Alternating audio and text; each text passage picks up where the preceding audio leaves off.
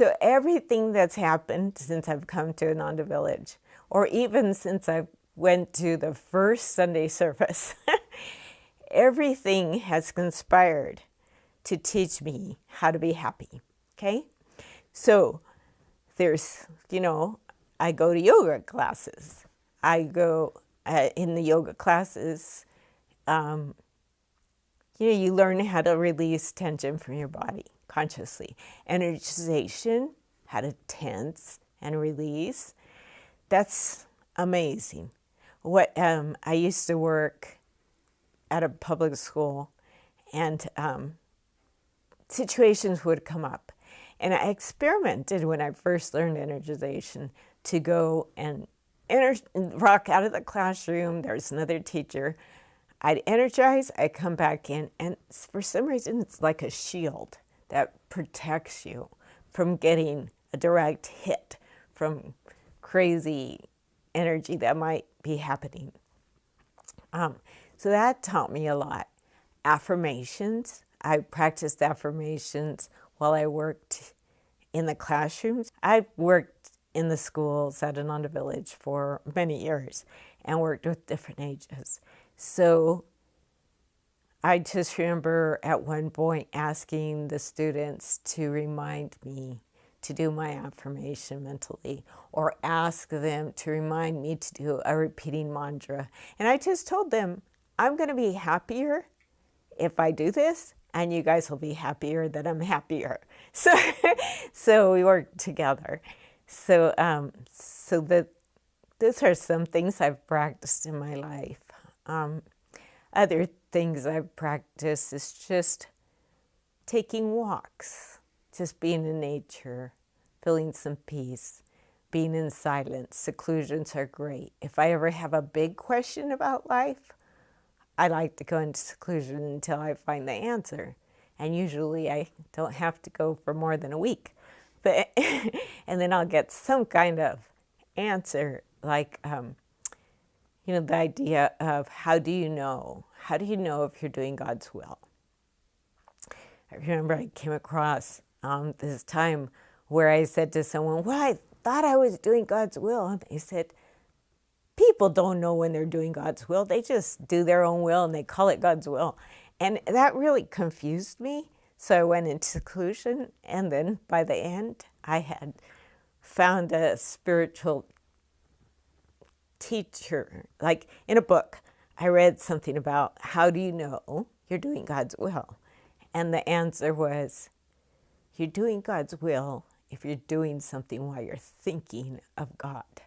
And I was like, whoa, okay. So learning how to think of God all the time is a practice. It's a hard practice. But over time, like at this point in my life, I just try to talk to God all the time. Like, God, can you just be here? Are you here? I know you're here. So you can drive the car, because I don't want to drive. So you just try to have this ongoing conversation. Sometimes I forget that he's around, and I forgot to invite him to play badminton with me, but then I remember, and I'm much better. So whatever he's doing through me is great. I'll share something that I got from my mom that I used recently. And that's the idea of sort of handing things off to God right away. You say, before you do anything in the day, you say, I'm going to do this for God, with God, and because through the grace of God. And because she was Catholic, she would say, you do for God, with God, through the grace of God. And I sort of took that on because I was scared of making mistakes. And one day I asked her, what if I make a mistake, a big mistake? And she says, well, this is what you do. And when you do this, you don't make a mistake. And I came to realize that you can make mistakes, but if you learn from those mistakes, it's not a mistake. So things like that sort of take the pressure off and help you be happy.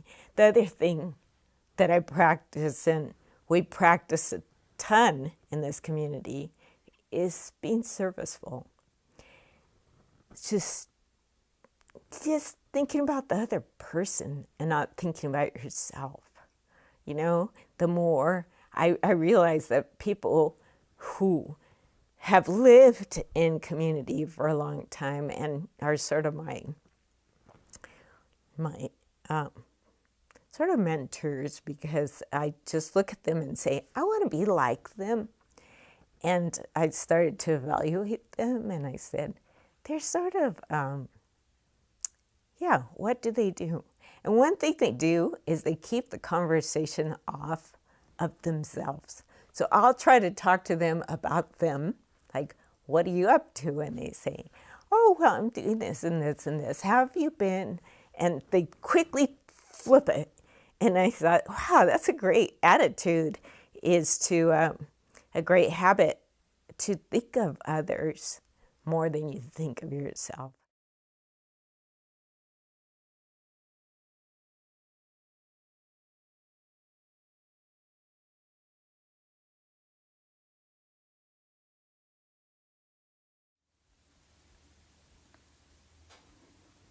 Acceptance is a very important part of spiritual progress.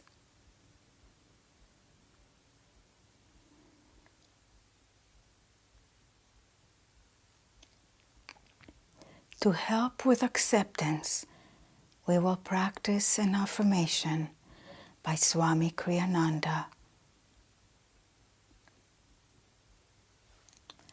I accept with calm impartiality whatever comes my way, free in my heart. I am not conditioned by any outward circumstance.